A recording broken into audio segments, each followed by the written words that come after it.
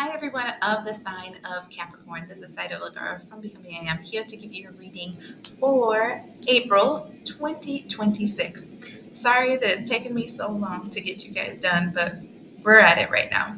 The first thing we're going to be looking at is April 9th. April 9th, Mars enters the sign of Aries. This is the activation of the warrior, the activation of that fierce energy, the I want to break free kind of energy for Queen, that kind of energy. So it feels very positive. It feels very much like a release from something. So I'm in the office today. I'm not at home where I usually do my readings. And I'm going to try a different deck for you guys when it comes to what you're breaking free from this energy in April.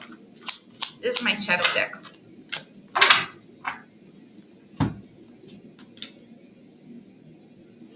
Oh my gosh, this is interesting. So we have the energy. Oh, I forgot to change the camera. This is Queen of the World, okay? Queen of the World is the energy of having like a female dominant energy that kind of controls everything about you. And then the second one is left leg submission. So whoever I'm talking to right now, oof, and I don't know why I looked at this guy and it reminded me of the Mothman prophecies. I feel like this was actually really weird. I feel like this was prophetic for you. Like it was decided that at this point of your life, you will free yourself from an oppressive female energy, or you will free the oppression of your female energy.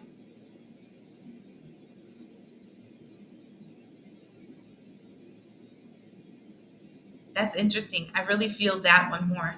I'll find out with the other reading, with other parts of the reading, but I'm liking this. This is actually giving me a headache. So the next thing that we're going to look at is Mars. On April 17th, the new moon in Aries. The important thing about this moon is besides it being a fire moon, we have the sun in Aries, we have Saturn in Aries, Neptune, Mars, and Mercury, 6 points in Aries. That amplifies the energy of Aries. And to know how this is going to affect you, you have to check out your birth chart and see what house Aries is located in, and if there's other placements in that same location of Aries. I'm moving the camera a little bit forward because I need to get space for my cards in front of me. So that's interesting to me because it's talking about this energy of fire, explosion, the energy of release, the energy of amplification. So I want to see how that's going to affect you personally.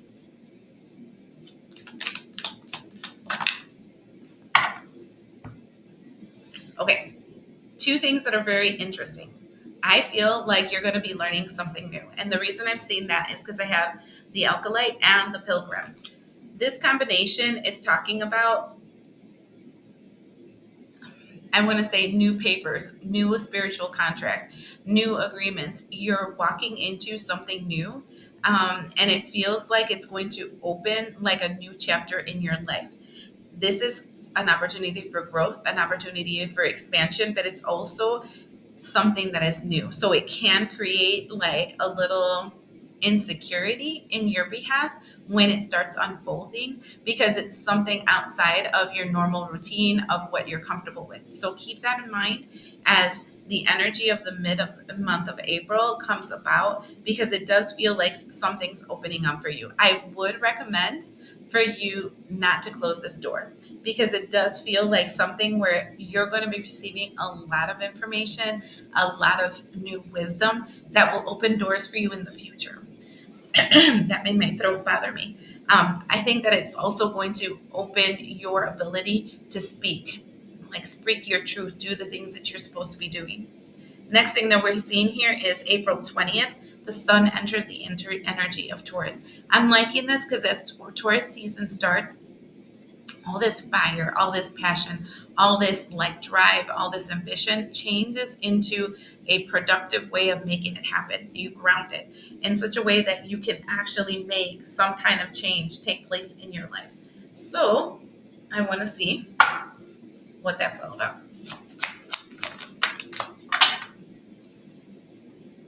Okay.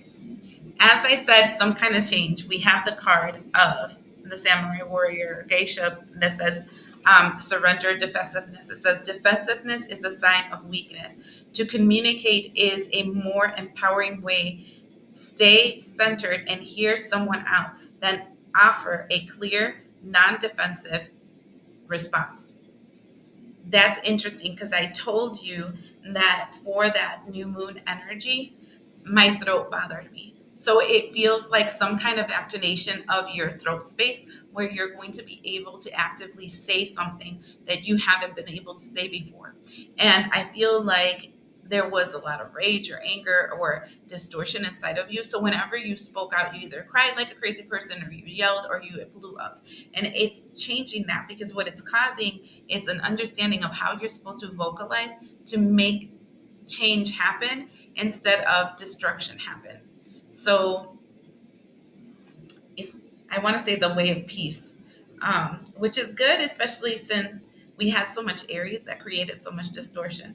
Then the final thing I want to look into is on the 27th of April, we have Mercury enter Uranus, and it will be there from the 27th, I believe it's the 27th or the 25th, something like that, till May 22nd, 2033. So this is about 36 years of having to deal with this energy.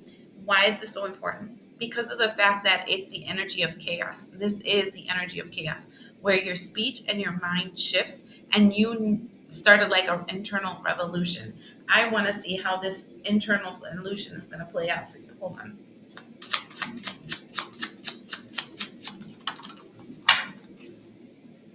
We got 3 cards. One of them is fever. This is fire magic resulting in fever for no reason. The second one is curse.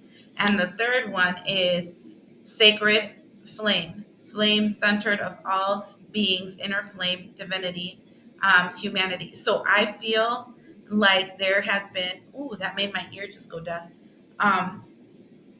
This energy for these 33 years is an awakening of your divine spark.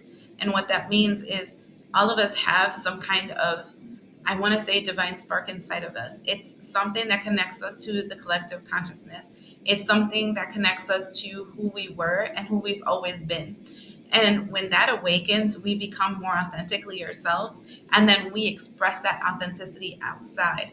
And that changes our reality. And what it feels like is a shift of your reality, because something like a binding curse, something that was meant to mute your fire. And I feel like it presented in your life as a lot of anger. Oh my God, my ear is totally going deaf.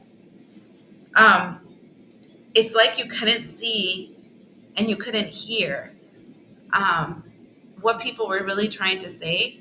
And you might have been in this energy of defensiveness, right? And the energy of defensiveness is kind of like limited you in so many different ways. And so that curse is being lifted during the end of this month. And as that curse lifts, you're starting to see, you're starting to hear things differently. And because you hear things differently and you're less defensive, you're able to actively work to move forward. That's interesting because I feel like somebody has been their worst enemy because you've self-sabotaged.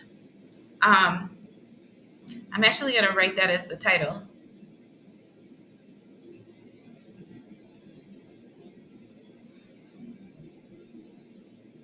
I'm going to write down that you're releasing the energy of self-sabotage, because that's what this feels like.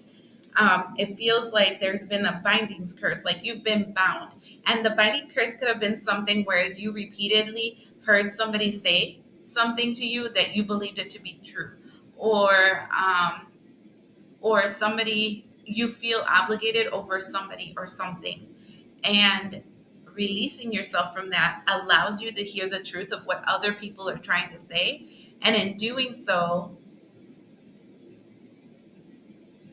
it releases you to be yourself instead of stuck to this, like, I want to call it a trauma bond. I think that's true because look, I split it open and it's the star card. So I'm going to give you a final message. We have the Hierophant and the King of Cups, Knight of Cups, followed by the Three of Swords. See, this is definitely that. You followed something, a belief system, a connection to somebody, etc. That it was literally, what do they call that? Gaslighting you. It was sending you a whole mess of love bombs and all kinds of stuff, and then later on followed by heartbreak. This was the trend of your life. You kept attracting and wanting the same type of groups, same types of people, right? This can be like your family group, your religious group, your work group. You always like connect to the same cliques. And these cliques in the beginning feel so amazing, so welcoming, so you're special, so whatever, and then slap you in the face with a whole mess of broken hearts and wounds. And this is what I think is the curse that you've been in. Then we have the Sun card, Justice in reverse, Queen of Pentacles. And what I'm seeing here is that now you're getting clear, like you're waking up and getting clear about how backwards you've been doing things. Like how you've been actually judging situations around you incorrectly because of this distortion that you had around yourself. The ending of the Queen of Pentacles feels like the energy of the Queen of the World. It's kind of ending the same energy where you're going from the Queen of, let's say, Swords, where you're extremely explosive, reactive, etc. And you're going into this energy of you're being prudent and you're understanding why certain things happen and why people behave a certain way and whatever. So it's a shift of your reality. Here we have the Three of Pentacles with the Seven of Swords. I think one of the biggest things that you, and the Knight of Wands, one of the things that you're going to really realize is that the things that you have been connecting to, and this can be family, friends, social media, etc., is actually made you feel like something, like you had to be in the defensive because everybody wanted to take something away from you.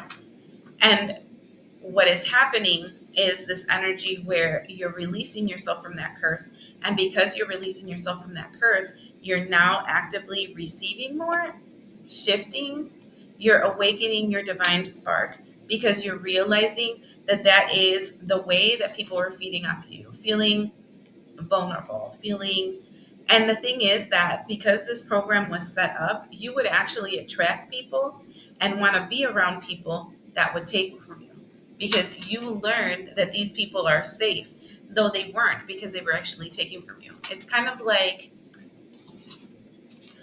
I want to say like abusive relationship, that after a while of being in this abuse, you get to the point where you believe that you are in the right place and they're right, and everybody else that wants to. Oh, you know what it reminds me of now that we're talking about it? I just recently heard this, like a cult, right? Where they brainwash you so much that you get to the point of believing that everyone else is the problem and this group is the solution, right? This person, this individual. And now you're waking up to the fact that, holy crap, I think I had that backwards. And when you do that, then you release yourself from those people. It's going to be interesting because I feel like you're going to set yourself free. I mean, I started the whole thing with the song, I Want to Break Free from Queen. And it literally says, free from these lies that are so self-satisfying, I don't need them. I would recommend you reading the lyrics of Queen's I Want to Break Free, because it literally has this topic written all over it. Well, I hope this helps you for April, and thank you for your patience.